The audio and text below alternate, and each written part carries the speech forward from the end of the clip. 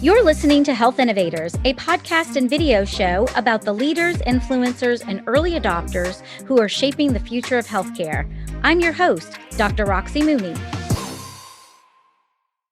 Welcome back to the show, Health Innovators. On today's episode, I'm sitting down with Ravi Komatireddy, who is the founder and CEO of Daytona Health. Welcome to the show. Thank you, Roxy. Thank you very much. So let's just start off like I do every episode. Tell our audience a little bit about your background and what you've been innovating these days. Yeah, so I'm the CEO and founder of Daytona Health, which is a direct-to-consumer startup focused on health span. So kind of health, performance, and longevity through both a combination of precision medicine combined with precision lifestyle coaching, powered by both software and humans. But that's the destination, I guess. Like this, the road to get here was a long one. So I'm an internal medicine physician by training. I'm actually from the middle of the country. I'm from the Midwest. Did some initial schooling out there. Then went to the East Coast to finish some extra schooling. There's a lot of extra schooling in this entire story, I feel like. Anyway, did some schooling, training, moved out to California, been in California since 2006, and finished my medical training and also fellowships in kind of digital health and clinical translation, which just means making stuff and trying to get it into patients' hands, and got involved in co-founding some two digital health startups very early in this whole milieu of digital health back in the day, and then wound my way into this latest venture, which is Daytona. So what was your impetus for transitioning from a practicing physician to a serial entrepreneur? The level of complaining.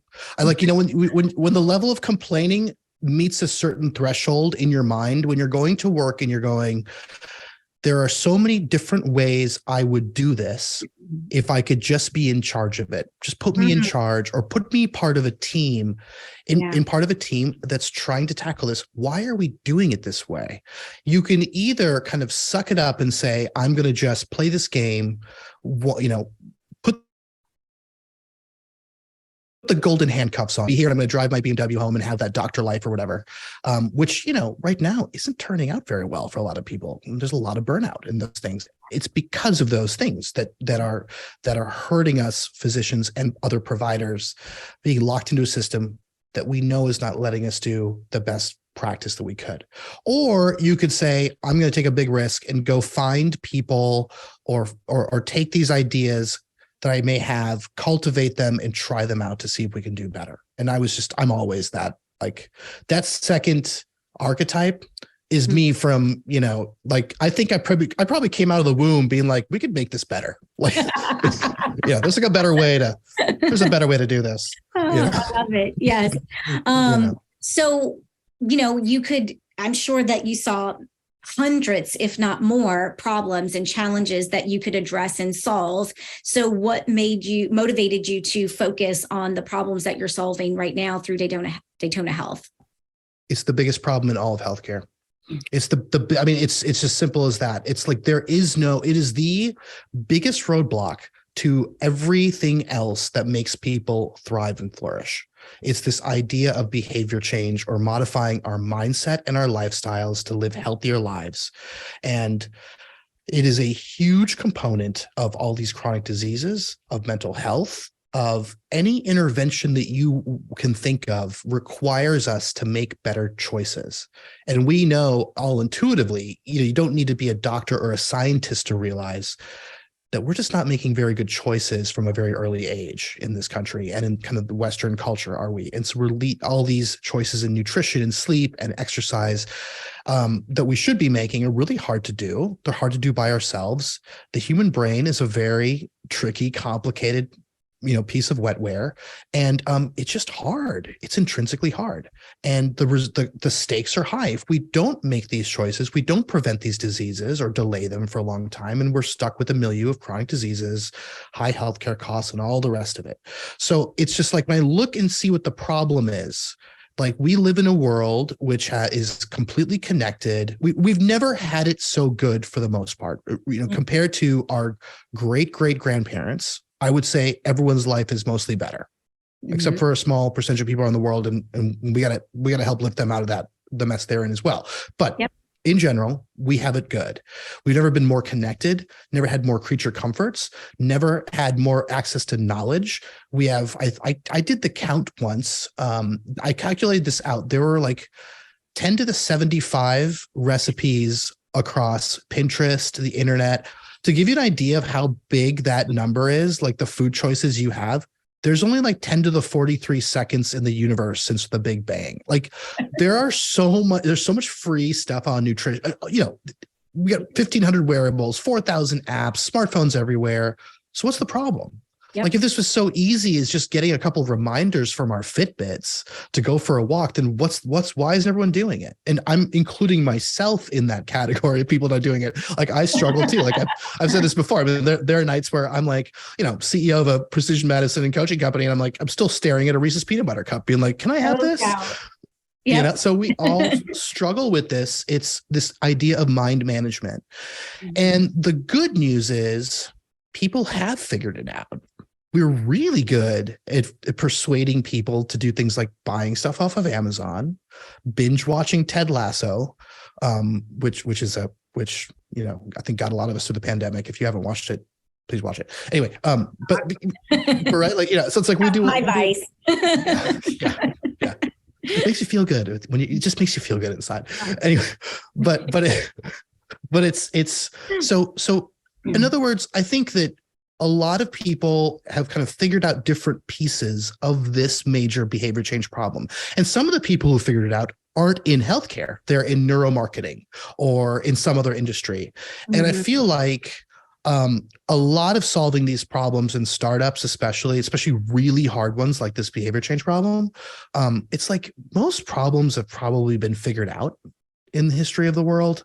Mm-hmm. Like 100,000 years ago, someone's figured out how to, sell something. It's like the first hand axe. There was probably like a barter, or there's like a person who's just a really good barterer, and they're like sought after. It's like the early caveman consultants probably, McKinsey probably existed, right? I mean, these problems that we have are all old in sales, innovation, like solving these things together, rational thinking. So it's just like everyone's so obsessed with innovation. I'm just like, I don't know, be more obsessed with copying. Be great copiers than innovators. And I think so it's like, I look at this problem, I look at how big it is. I look at it as the biggest barrier for us, for humans to get healthier and to have a future that doesn't look like, you ever seen that movie WALL-E on Pixar? Yeah. I don't want that future. Like that's where we're I don't want that. And I just refuse to accept that that's a reality. We can change it. We can turn it around. It's going to take policy level changes, but it's really going to take a lot of other personal changes too. And I'm just solving one piece of that problem. But I think the piece I'm solving is going to make a big difference in people's lives. So that's a long answer, but that's why I just think it's the biggest thing. We can have all the data in the world, but if it doesn't persuade you to make better choices long-term, it's not effective. So this is like, you're kind of touching on one of my soapboxes here. So I don't think that we need any more innovation or health tech. It's great that we're coming up with new solutions, but what we really need is adoption. And so I'd love to get your take on this, right? So I don't think it's a tech innovation issue. I think it's an adoption issue. And I think the reason why we have this adoption issue is because we have a chasm of marketing practices. So when we think about bringing innovations to market, we are not thinking about the predominant role that marketing plays in all of these healthcare businesses, which ties to the neuromarketing, which ties to the art of persuasion. We're not investing resources in like copy and the communications that's, throughout a patient journey. Do you think that? Do we have a marketing gap? Or is it something else? I think there's two ways we use this word marketing, right? And I think you're using it in a very specific way. So I think one way is like what everyone thinks, like, it's a profession that sells stuff through ads. Like that's like one little way of thinking about it. But really that's not, would you agree that's like an offshoot of this larger concept of reaching and connecting with people, exchanging ideas in a way that are compelling so that you get them to think a certain way or behave a certain way? Like that's the kind of marketing in more of an academic neuro, science sense, right? And like other industries, I'm putting a message in front of someone to try to get them to take a specific action. Yeah. Mm-hmm. Like Yeah, like, and be very practical, like the kind of that Ogilvy type approach, which is like, I don't care about winning awards. I care about selling your products. Like, is the message effective? And every single, like, there's just many facets of human to human interaction are really just some part of what we would call marketing. Although we're not trying to sell your friend something. It's like, I want to go to Disney World and try to convince my kids to go there instead of going somewhere else or something. It's like, that's marketing. I'm marketing on doing something like that. So if you take that definition of marketing, yes, we do have a gap, because it's like, let me put it this way. If you agree with me that the largest set of diseases that are bankrupting us, both mentally, physically, financially, are cardiometabolic. So these would include a cluster that are all related, like heart disease, stroke, insulin resistance and diabetes, hyperlipidemia, like bad cholesterol and all those things. And, these are all in high blood pressure. These are all related to like underlying inflammation and processes that are connected, right? Like pathologic processes are connected. If you then agree with me that those are the major components that can change and somewhat reverse in some people, with a lot of success, it can be reversed or at least delay these diseases, have to do with lifestyle. So we have really good data that supports that. So everything I'm saying is pretty solid, right? I'm not going on a limb here. This is not like people question this. I question their like where they're coming from. My point is, if you agree that that's true, then think about like where, and so those are lifestyle choices.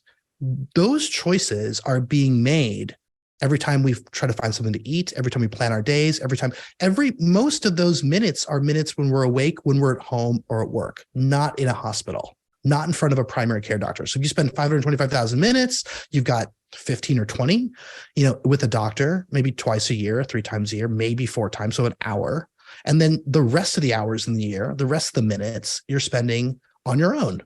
Mm-hmm. So it's like, if you really want to make a change in these diseases, help them make better choices, but you have to reach them in those minutes where they're at home and at work, where the choices are being made. I would say, like, in a lot of ways, you could make a case that, like, the way we do primary care, and I'm not singling out individual physicians. I'm just saying the system. Primary care has been a primary fail. We've been unable to reach people with the most effective interventions at the times and places they need it the most for the most expensive, important diseases that exist. That's a complete healthcare fail. So that's like partly a marketing problem. Like, us doctors are not trained or incentivized to know how to reach people in a way that can help them change behavior. We don't have the systems and setup to let us do it. We're not trained to do it. I mean, there's no class I took in med school. Now, I went to med school. I started med school in 2001. So it's changed a little bit now, but it's not substantially changed to where they're getting overloaded with messages on how to persuade people to go for walks and run and change their lifestyle. It's not a thing, right? So it's like, so I think that's a huge marketing gap. Like, we're unable to persuade people. And healthcare system. I think that we're at this crossroad right now where there was no motivation to even figure that out because of the way the system was built, right? With fee for service. Like, I get paid the same whether they go for the work and they choose the healthier lifestyle choices and get better, or they don't and stay sick. It's fee for service. But as we're moving more towards value-based care, there's more skin in the game. There's more motivation. Like what we're talking about, more motivation for us to make better business decisions, to build this into our business models and our solutions. Otherwise, we're not going to get paid for what it is that we're doing because we're not delivering value.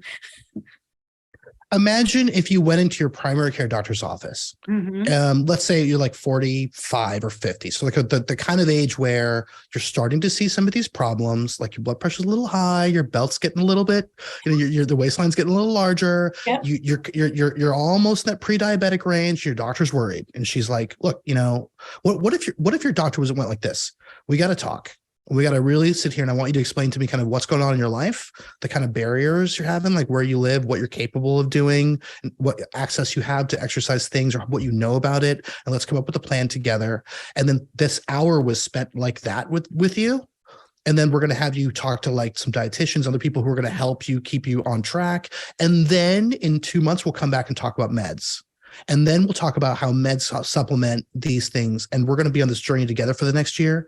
Like, who's doing that? right Right. now. Like some people are doing that. To be fair, some people really are. But that's a cohort that needs to grow. But that's instead what happens is this. You took the morning off for your primary care visit. You're in there in the waiting room. It's already 30 minutes after. Your doctor is trying to do the best they can. I'm giving them the benefit of the doubt here. They're already behind. They're kind of half looking at you and they're half looking at, Epic EHR on the computer. They're like, yeah, okay, good. Yeah, no, numbers look good. I really think you should really exercise and stuff, but right now I think you're really busy. So we should put you on Lipitor. Don't really talk to you about the side effects. And like, you basically got treated like a piece of cattle on an assembly line going through, and you leave with a prescription and you're like, I guess I should just take this now.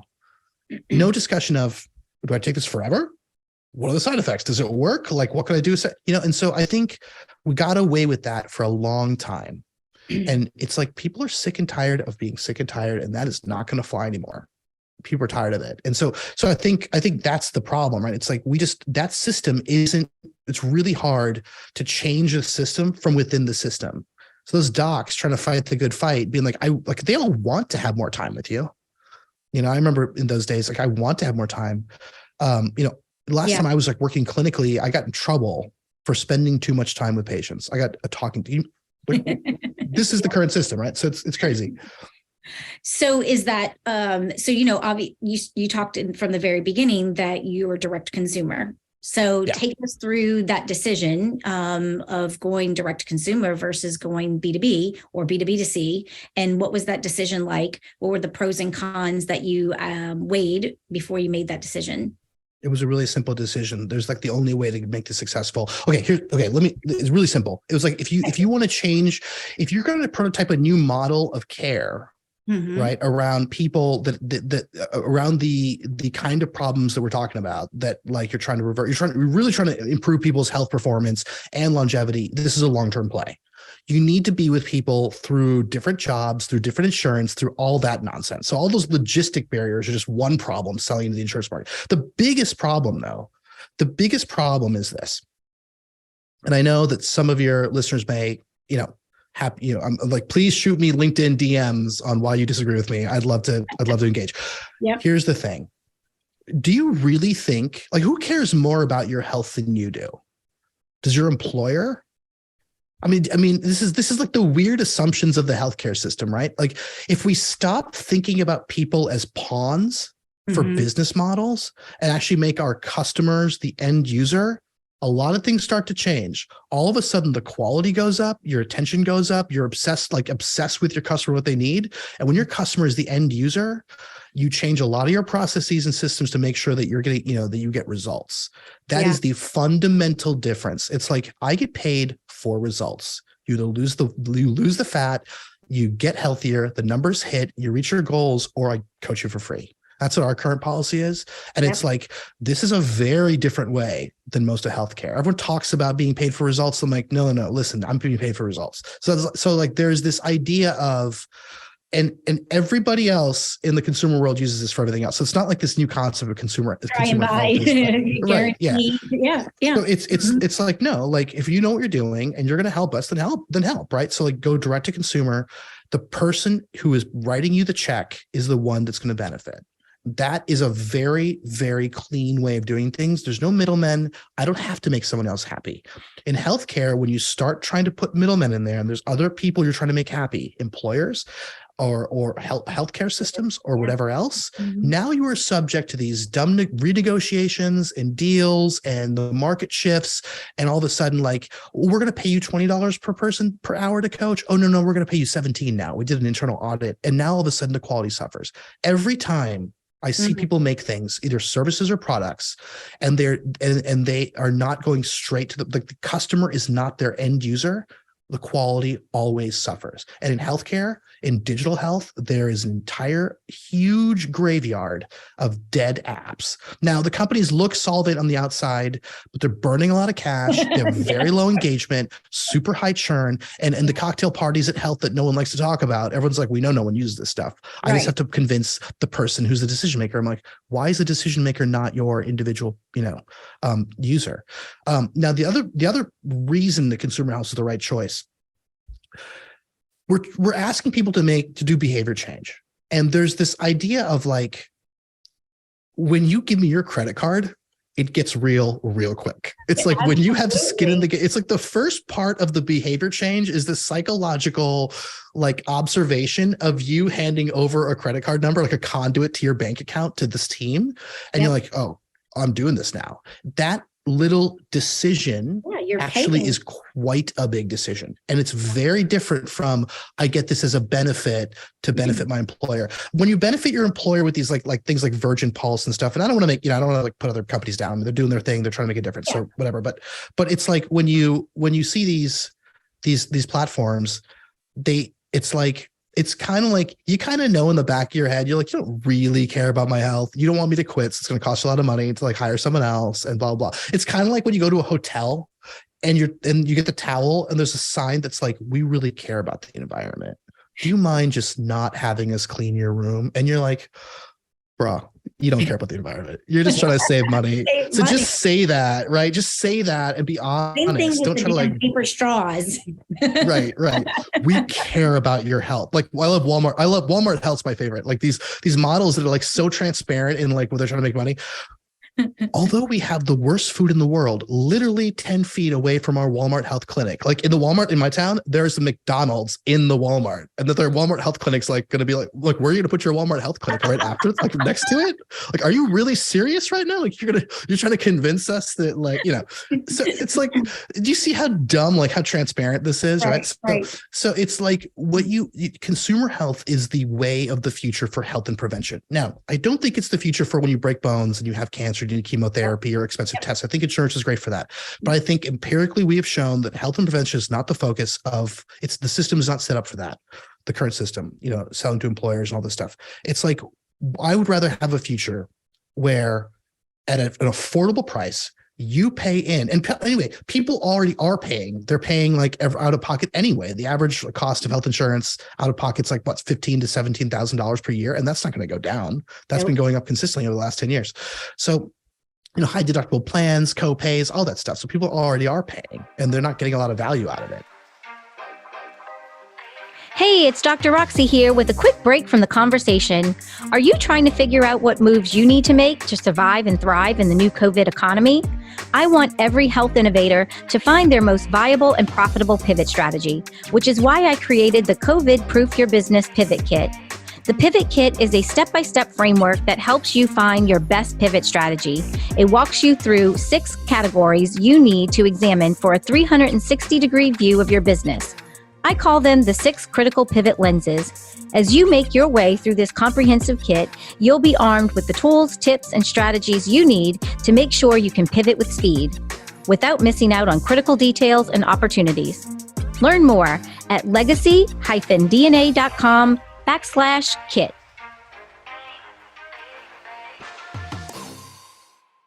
Yep. So what about the argument of direct consumer is super expensive? It's much easier for me just to go get the CPT code to align my services to, and that consumers are not don't have the mindset that they're supposed to pay out of pocket for this. They expect their health insurance to pay for it. I think all those are ridiculous. I think I've heard those things. I think they're all just ridiculous. I think it's laziness and their product sucks.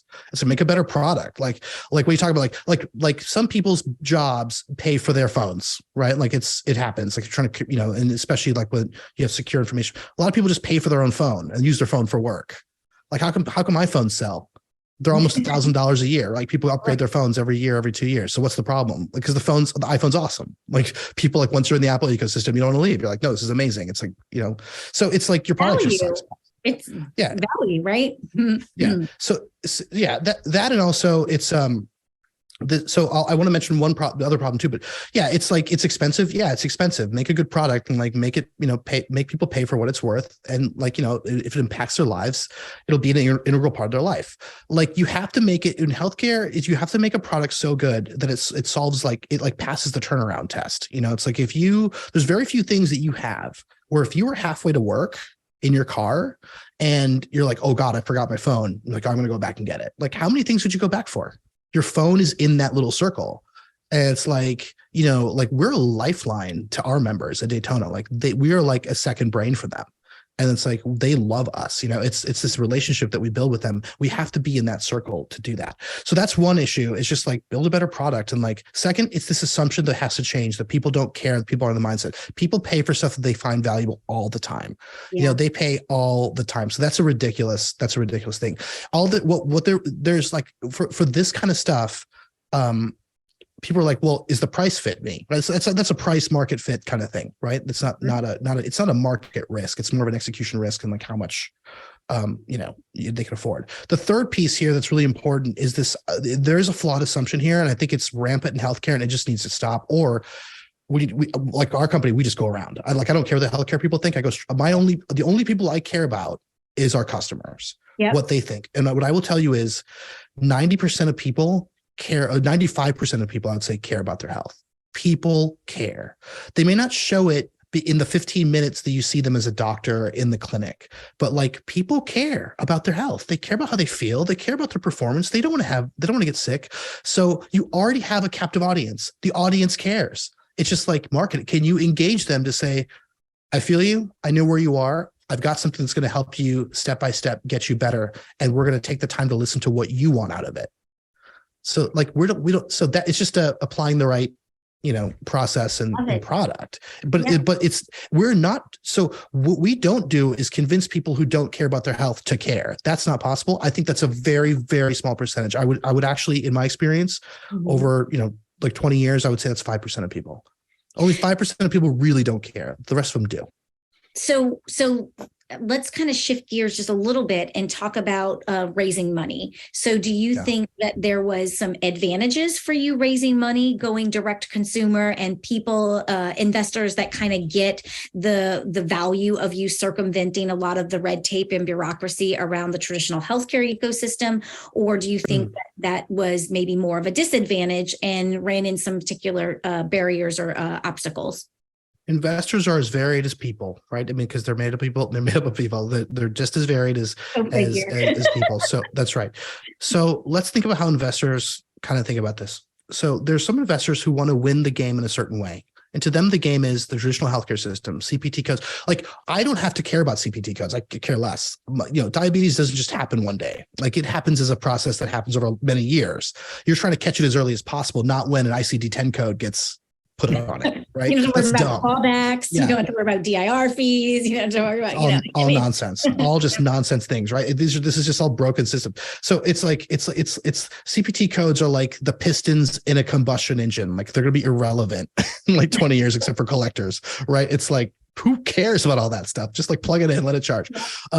So it's like so certain investors are like, okay, there are verticals. And how do we have certain investor theses, and like, how do we win in the diabetes vertical or the hypertension vertical? Or do you know that so many people have heart disease? How about we win in the heart disease vertical? I look at that and I think that is oil and water for me, because I've been asked by those investors, well, so what disease do you treat? High blood pressure or diabetes? I look at them and go, yes. Because it's like, we don't think about it like that.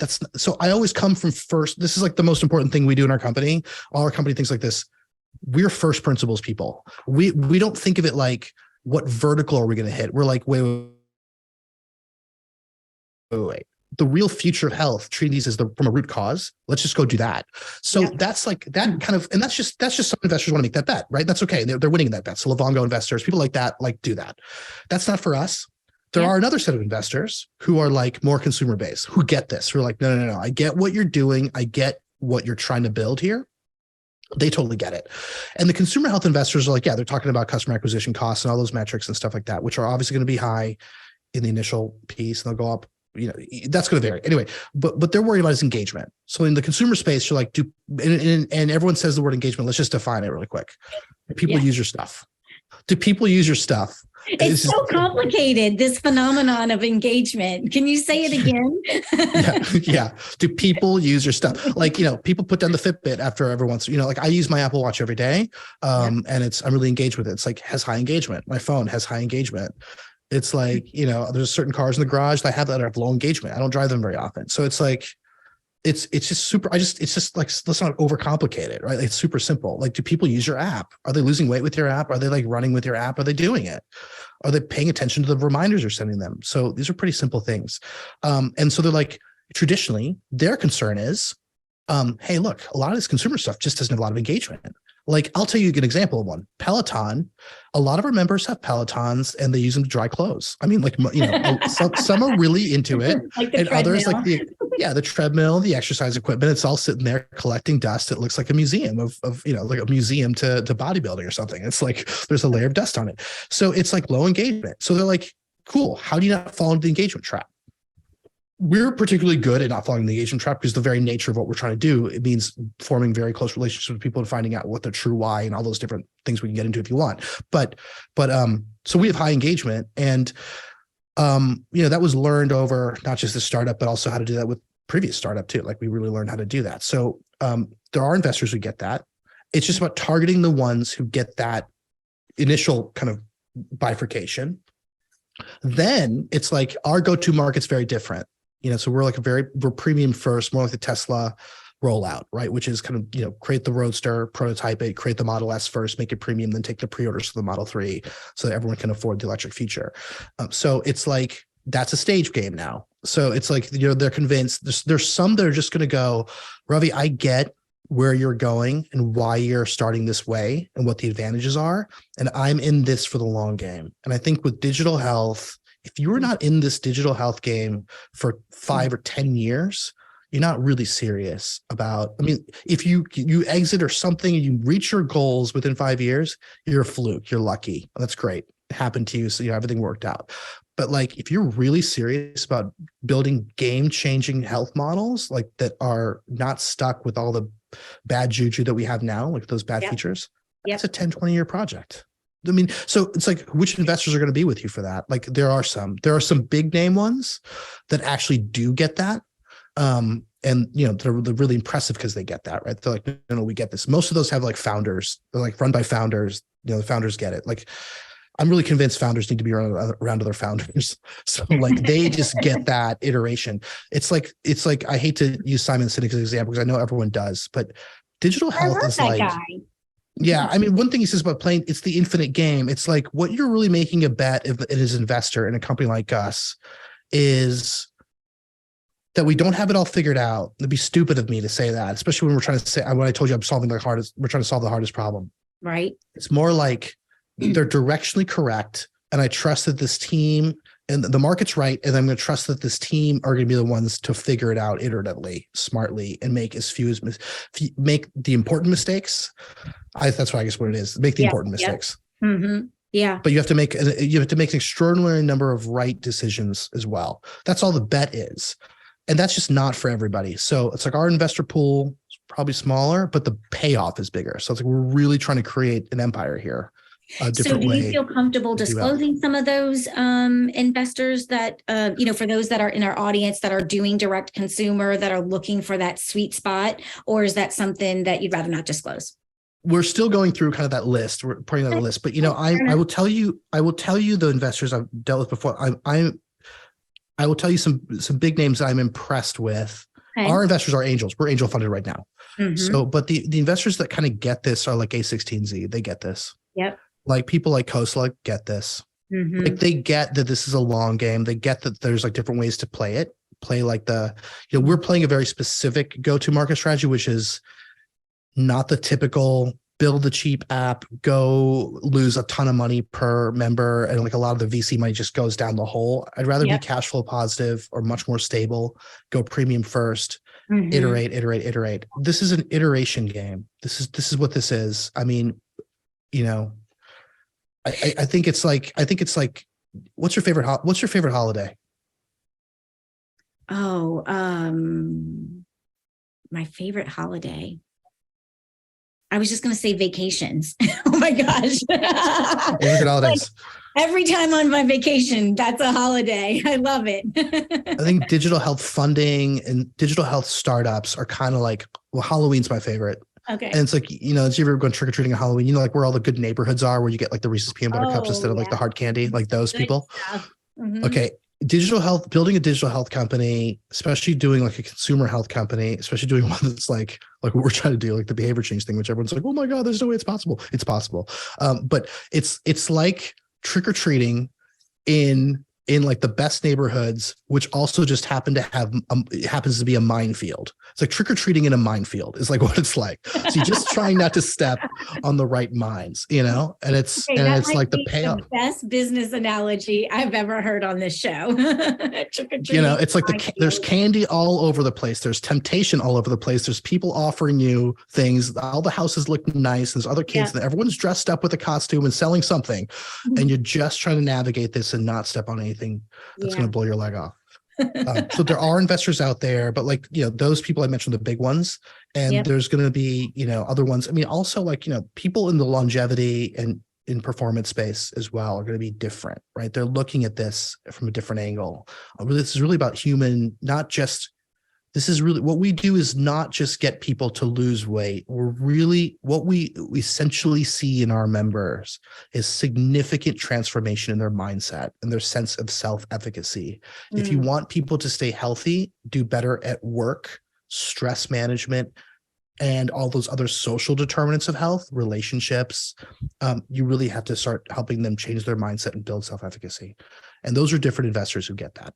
So kind of walk me through the product category, right? So is this a longevity solution? Is it prevention? Is it data? Is it wellness? Is it chronic disease management? Is it behavioral health? And maybe it's multiple at different seasons or stages of the business model or the commercial process. So talk about some of those decisions in existing categories versus new categories and so forth. Yeah. So this is really putting together an integrated thing under one umbrella that has different pieces of what you just said. So, you know, you think about, so again, we just go from first principles. So it's like, okay, what are the diseases we're worried about? What are the most common denominator things that we know are scientifically grounded to help those things? So like the diseases we talked about, obesity, I'm going to include in that. And then we're also going to talk about, when I say performance, I mean very specifically. So health means, so let me go through these individually, people, just to be super clear. So health is like, we're preventing chronic cardiometabolic diseases or delaying them at least, or if you have them, we're trying to improve them or even reverse them. And we've had examples of both, all those. The reason we do that is because what the areas we're coaching improve all of those things, because they improve, we're a very root cause focused functional type of platform. So like when you start improving people's exercise to guidelines and you start improving, you get them in a caloric deficit, so they're starting to lose fat and resistance training starts and they're sleeping better. Guess what? Their blood pressure goes down, their diabetes starts to go away, their mood improves, you know, everything starts to improve, right? Some of those people still may need meds and that's fine. And we will add a component of primary care to this as well, eventually, probably later this year. So we have that prescription management piece. But that being said, so that's the health part. When we talk about performance, I'm specifically talking about when people get healthy, what they're really concerned about, like the engagement secret, if you will, is to understand what their real underlying why is. Like, what does health mean to them? And when you do that exercise, it turns out that the answers you get are not just, I want to get my A1C down or my blood pressure number. Like, no, who cares? It's more like, I want to get my blood pressure down so I can feel better about my body. And then we go, so why is that important? So I can get promoted. I can go do that startup. I can, you know what I mean? We're like, let's go find out what those things you want to do are. And they usually are around relationships, hobbies, work. And so we add a component of our team to help with that too. So I say performance. I'm not talking about just athletic performance. I'm talking their mindset, resilience, work ethic, ability, energy, reduction of fatigue, their ability to negotiate contracts, lead teams, stuff like that. How do you pick hobbies, your social friends? How do you like be a better husband, wife, father, mother? Like this is crazy. We include this all in our thing because it's like part of health, right? Everyone talks about social determinants. I'm like, we're including it. So performance and longevity means literally just obviously like health span, right? So it's like if you're reducing the risk of cardiometabolic disease by 35 to 50%, which is our initial estimate, based on the numbers and the improvements we're seeing, that's more years to your life. Now, there are other more advanced longevity things we can do, you know, the metformin, the rapamycin, all that stuff. All that stuff comes later. Like most Americans, we got to get the basics down first. Right. So it's like, the challenge is not looking for superfoods. The challenge is we already know we got to take a 30-minute run every day or whatever that is. Let's just get help sticking to it. So if that is what health performance longevity means, then we just take a first principles approach, say, what team people do we need? What techniques are they going to use? Do we have to invent any, which we do? And then what tools do we use? That's what Daytona Health is. It's that team. So we have health coaches, dietitians, personal trainers, life coaches, executive coaches. We even have executive assistants for our members to help them with the time management piece. We use digital health wearables, precision diagnostics, epigenetic aging. And we're starting to do like cognitive brain assessment too. So we have this very fine-grained snapshot of how your body works. And then we do kind of a decoding of your mind and personality, motivation, preferences, and your goals. So like, what is it you really want? How do you think? What makes you tick? So it's this really fine-grained snapshot of what you want, where you are at baseline, and your like what you're visioning your destination.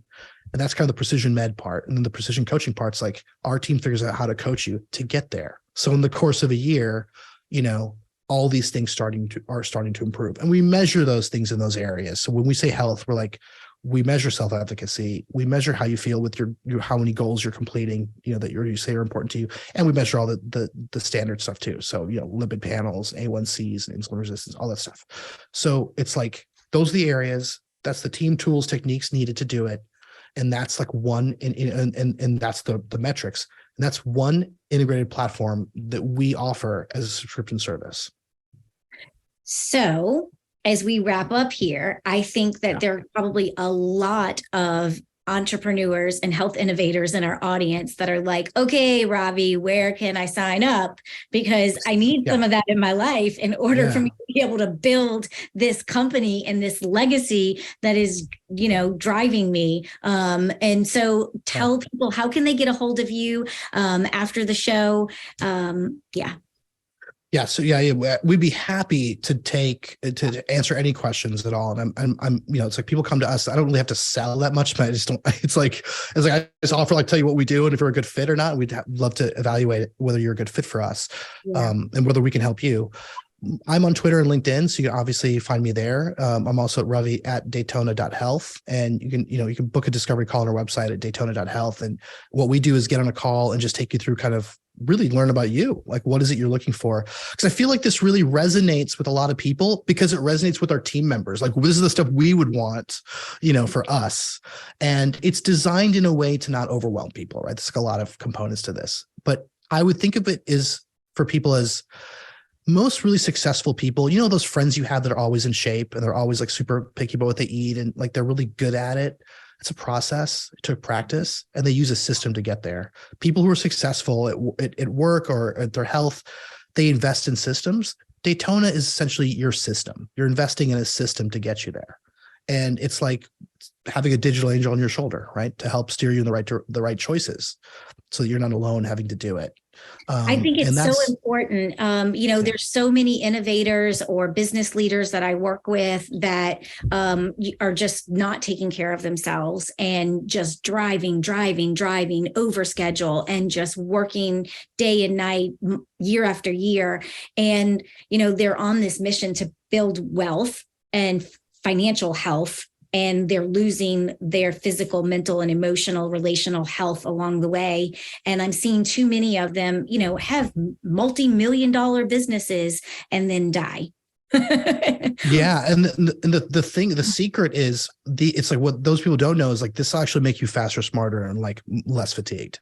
Like, this is the kind of stuff when you ask like Fortune 50 CEOs or Fortune 100 CEOs, you look at them and like most of them train every day. They're in the gym at some, what I'm saying? So this is like the secret of high performance is actually investing in health and systems to help you. So it's like, wouldn't it be nice if we could democratize those secrets and make it available to everybody? Like, we shouldn't have to lock those things up, right? So this is a part of the business strategy is, do this and you'll have a more high performing team. maybe the future. We see a future where everyone just has this when you're like 30 years old and on, and you can afford it. We can get it down to a price where you can afford it. And that's like your long-term strategy. And then you have insurance with a high deductible plan for like when things go really wrong, get in a car accident. That's what you should use your insurance for. And you avoid the car crash on the highway that is the American healthcare system, 20 years later, right? It's like when you're on the highway and you see like that crash coming up in 20 years, like down like 2 miles away, and you're like, oh God, I'm giving people an exit off that highway before you get there. It's like, there's a better route, And if you take this exit now, Absolutely. you can avoid it. Completely. Well, thank you so much for joining me today. I do want to have you on the show again. And then when you come back, I want to talk about the high touch, high tech model and scaling and so many other things. But thank you so much for being real and sharing your wisdom with everyone today. Thank you so much for listening. I know you're busy working to bring your life-changing innovation to market, and I value your time and attention. To get the latest episodes on your mobile device automatically, subscribe to the show on your favorite podcast app like Apple Podcasts, Spotify, and Stitcher. Thank you for listening, and I appreciate everyone who shared the show with friends and colleagues. See you on the next episode of Health Innovators.